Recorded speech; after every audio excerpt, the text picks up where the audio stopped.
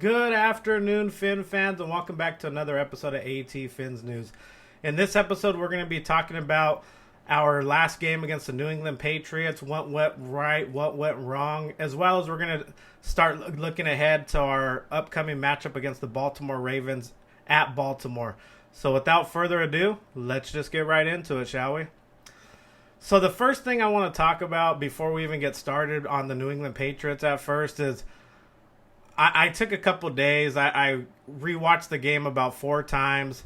And I just, the thing that I can't stand the most about our fan base in general is I hate that we are up in arms. We have like a civil war going on. Half the fan base is disgusted about our performance. The other half is just happy that we got the W. The way I look at it, guys, is I understand that our offense left plays out there on the field that we all want them to hit and to execute moving forward. But can we as Dolphin fans, can we just enjoy the process? Can we just enjoy that on week one we went out there and got a W? I know our offense only put up 13 points in the game. Our defense scored a touchdown. We only put up 20 overall against the New England Patriots. But can we just enjoy the process and see what this season unfolds later on in the year? I mean, it was Mike McDaniel's first time calling plays throughout the game. I really liked his pre-snap motions. I mean, we haven't seen that before as a Miami Dolphins offense in years.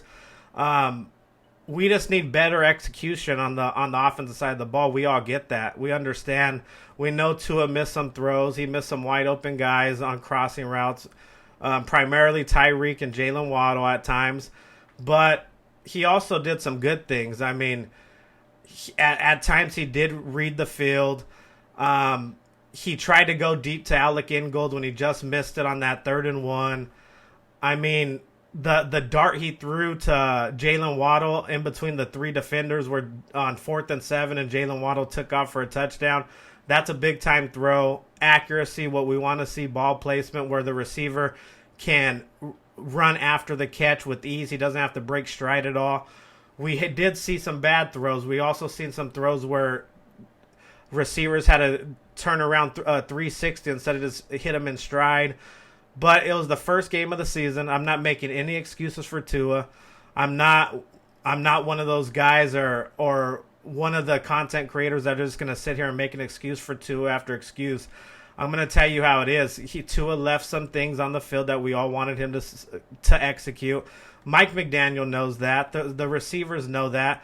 And because he didn't make those throws, those are things that he can fix later on in the year, hopefully starting this week, because he can't go this whole year with doing what he did against New England and us expecting us to be one of the top teams in the league to even get to the playoffs. He's going to have to improve. I mean, it's just obvious, guys. I mean, but there's no need to start fighting each other in our fan base and not even enjoying the process, because one of the best things about watching your favorite team and how they unfold throughout the season is just enjoy where they started and where they ended the year. So I expect much more week in and week out from this offense.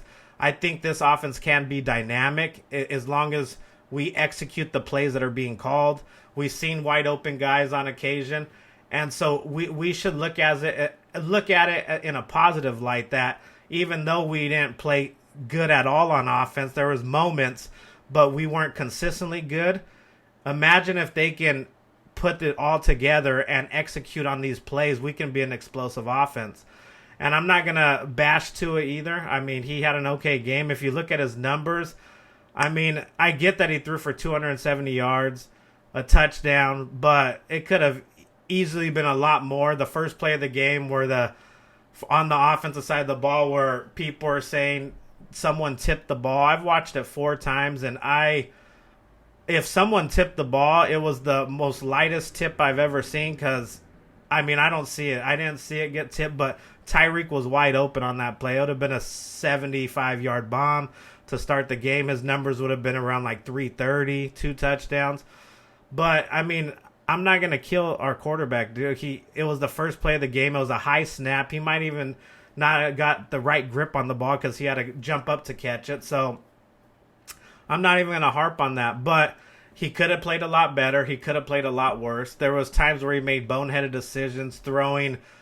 It could have been 2 picks. The first one when Tyreek just jumped up and stole the ball from the DB, that wasn't a good throw. I mean, the DB was all over that play, but Tyreek, just the athlete that he is and one of the best receivers in the league, he was able to catch the ball and make a play. And then the second one when he was under pressure and he just threw the ball in the vicinity of Jalen Waddle, I believe.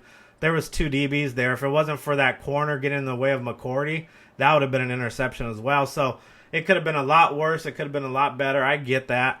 But I just want us as a fan base just to enjoy it, man. Enjoy that we won. I mean, I can understand if we went out and lost and it was just a horrible game overall, but we got the victory. Let's get some momentum. Let's play better next week. And the goal always, even in life, is each day get better and better. I mean, that's the motto. This week coming up, I know we have a tough matchup against the Ravens. Just improve at each and every game until you get to that peak performance.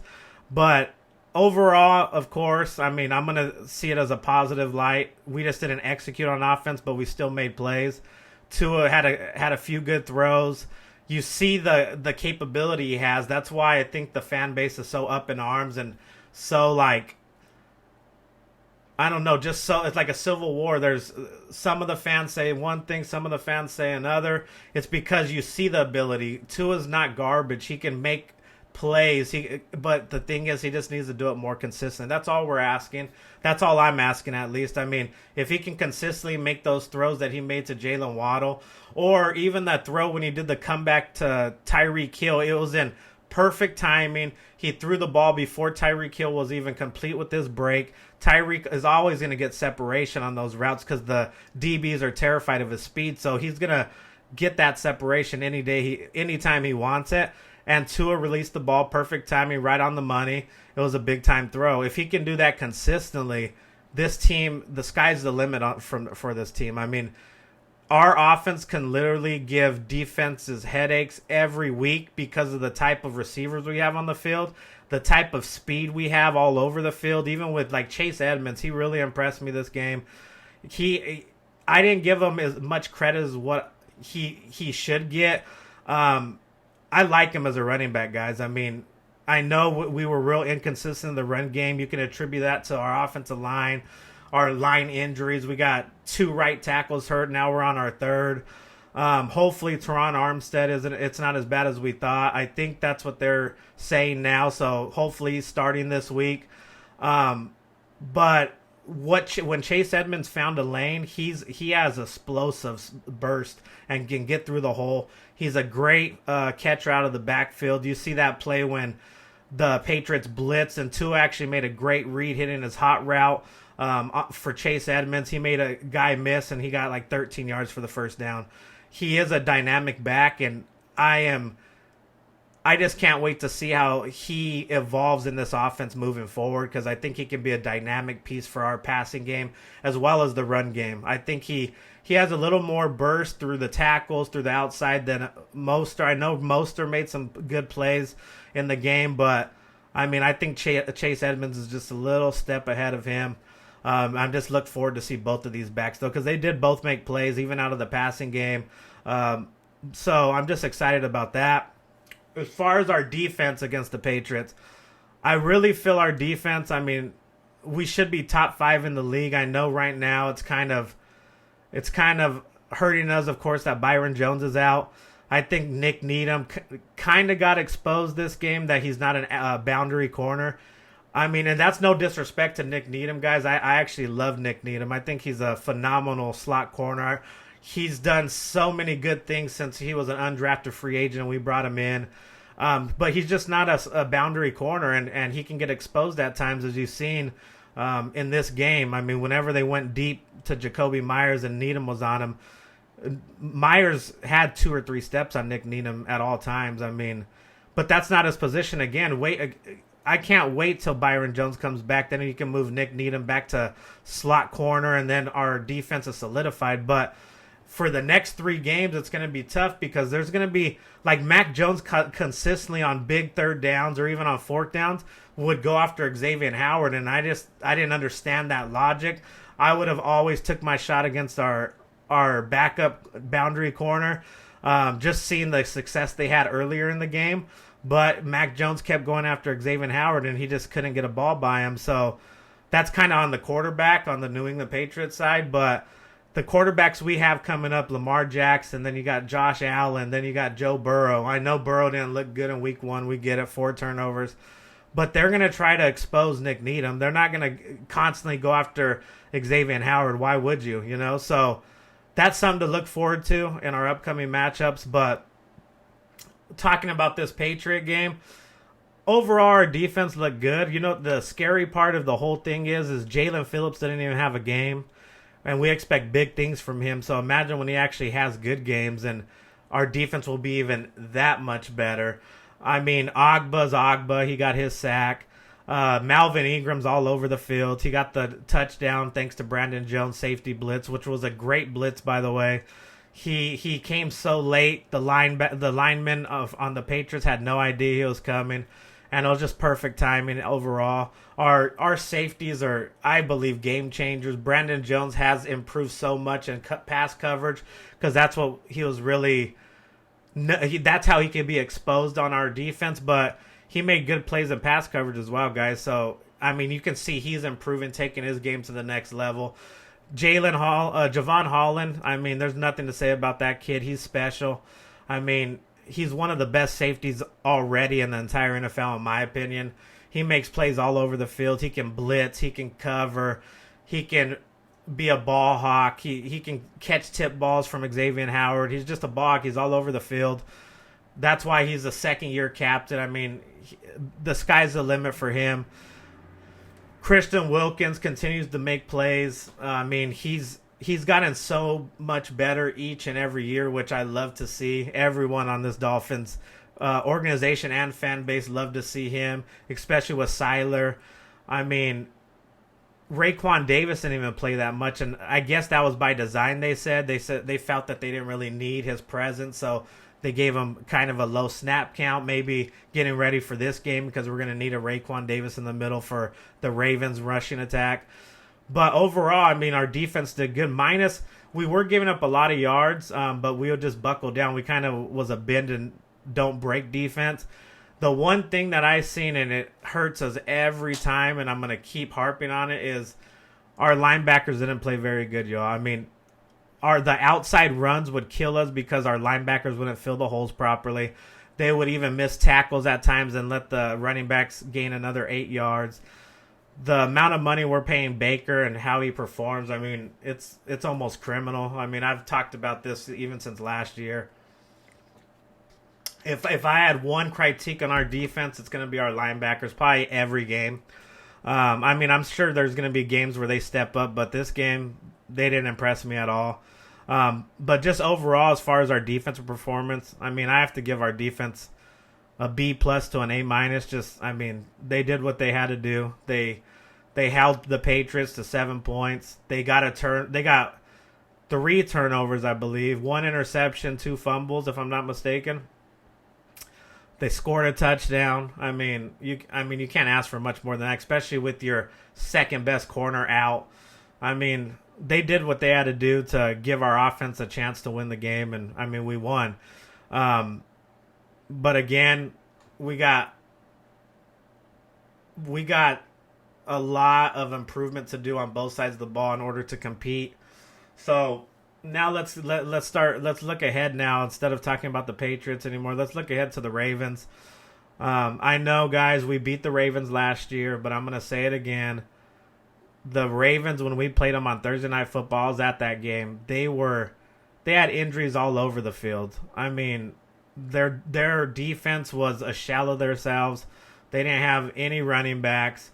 Their receivers, I mean, even this year they don't have that good of a receiving core, but they were just decimated with injuries, guys. This year they did get some injuries last week. We're gonna see as the week progresses how it turns out for them, but I mean, their team's still going to be a lot more healthier this year than when we played them on that Thursday night football game. I'm not saying the Dolphins can't beat the Ravens. I expect the Dolphins to beat the Ravens this week, and the only reason I'm saying that is because if we expect this team, the Miami Dolphins, to make a playoff push, they're going to have to beat teams that are good teams. I mean, we're going to have to compete against the best. The AFC is no joke this year, and here's our first real test, the Ravens. Are we going to be able to stop Lamar Jackson like we did last year? The only thing that I have concern about us stopping their rushing attack, Harbaugh's seen the film. We're susceptible to the run on the outsides because of our linebackers. If he tries to expose that, or if he tries to get Lamar Jackson on the outside, I don't know if our linebackers are going to be able to stop him. I know they did last year, but it was kind of like we did so much zero blitz that game when I was there. It was crazy. I think at least 80% of our defensive snaps were zero blitzes. I've never seen so much zero blitz in my life, and it was exciting. Lamar Jackson had nowhere to go. He was flustered all day. I think we're going to have to come up with a similar defensive game plan in order to stop this offense. Our linebackers will have to play a whole heck of a lot better. Nick Needham's going to have to play a little better and not get beat so much. Xavier Howard's going to have to do his thing. I expect that. I expect Javon Holland to have a good game. I expect Brandon Jones to have a good game. I'm not worried about any of that. Our defensive front is going to have to contain this rushing attack, though. If we can make Lamar Jackson one-dimensional and have him throw the ball 30 times this game, we'll have an excellent chance to win this game. But it's going to start with our defense. Our defense earlier in the year is going to have to lead the way, guys. I mean, and I see them doing that. I mean, I don't see Lamar Jackson in this offense just blowing our defense out of the water. So that's a good sign for this game. Now, if we look to our offensive side of the ball, the Baltimore Ravens defense they're ferocious, guys. Their front seven's really good. Their linebackers fly around to the ball. I don't expect us to be able to run the ball at all. We might have success here and there, but it's not going to be consistent. This game's going to fall on our receiving core and our quarterback, and that's just hands down. The Baltimore Ravens like to get into receivers' face. Marcus Peters, I believe, is still there. He's a great corner. He likes to get in people's ears. But we're going to have to overcome that pressure. Tua's going to have to play a lot better than he did against New England. We can all accept that. He's going to have to hit those crossing routes when they're open in this game and not just throw it down to the flat. He's going to have to make more plays this game. The Ravens, even though I don't believe they're going to just blow our defense out, they're going to score points. They're going to score a lot more points than 7, in my opinion, like the Patriots. They're going to at least put up 20, in my opinion. So we're going to have to score more than 20 as an offense. So Tua's going to have to take care of the ball. No costly turnovers. Our line's going to have to play a lot better. Hopefully they can open up some running lanes so it takes the pressure off of our quarterback and our receivers. But if not, Tua's going to have to just let it fly. He's going to have to hit his checkdowns, maybe do some RPOs like we've seen last game, just so it takes the pressure off of this passing attack. But if Tua plays even 50% better than what he did against New England, we can get some rushing attack, even like 75 yards on the ground. Tyreek and Waddle catch a touchdown apiece. I mean, I don't see why we can't win this game. It's going to be close, guys, in my opinion. I think the final score in this game, as long as the Miami Dolphins do what I was saying, stopping that rushing attack, making Lamar one-dimensional, he's going to make his plays because he's Lamar Jackson. He's one of the best athletes on the NFL.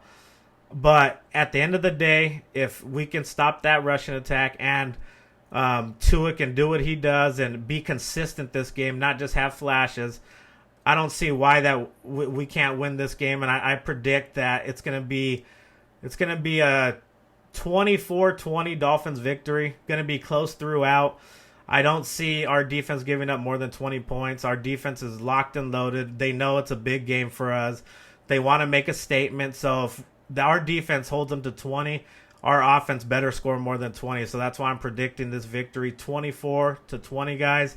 I want to know what you guys think so comment below to tell me what your prediction is for this week. If you're new to the channel, guys, if you guys can please hit that like button, and if you like what you hear, if you can just hit that subscribe button so we can help build this channel organically. I know we're getting subscribers going. I think we're at 211 or something. But if we can just keep hitting that subscribe button, guys, and building this channel like we have been organically, I greatly appreciate each and every one of you supporters. Thank you for everything you guys do. But yeah, like I said, guys, let's just enjoy the process and see how this season unfolds and stop having so overreactions to one game or underreactions to one game. Let's just enjoy the process, guys. All right. But like always, I'll be back after Sunday's game to talk about our instant reactions and how we did. But other than that, guys, you already know, fins up all day, every day. I'm out. Peace.